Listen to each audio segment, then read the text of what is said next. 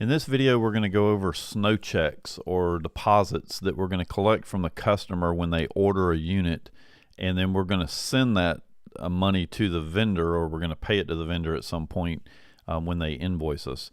So what happens, and I'm just going to go over an example because there's probably a lot of different ways that this is done, but right now I've got a major unit sale here, and we do have to have a major unit sale that we're going to tie this deposit to. We're going to put a unit on here that we don't actually have in stock. It's something that we're going to have to place an order for. And once we get that done, we're going to come down here and click the little icon beside the deposit. And I've already done this, but I'm going to do it again.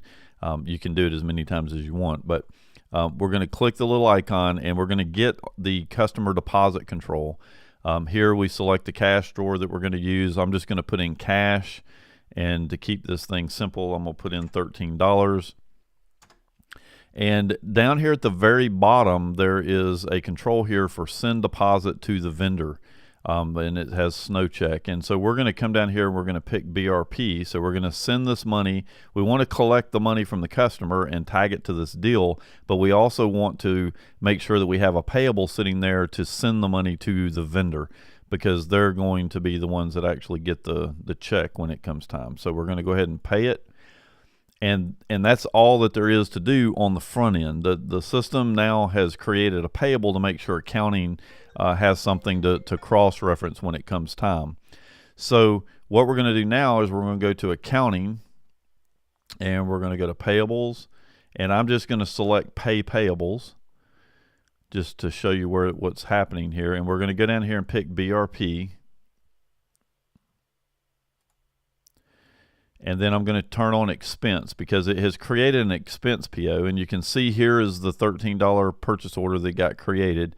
And I'm going to open this up and take a look at it, and you can see on the line item that it tells you that it was a deposit for this invoice number and this customer.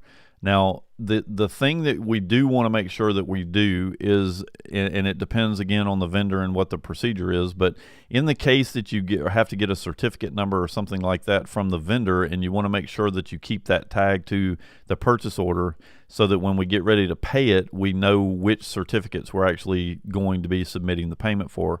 We're just going to edit the PO at the point that we get the certificate, and we're going to put that in the supplier invoice number field.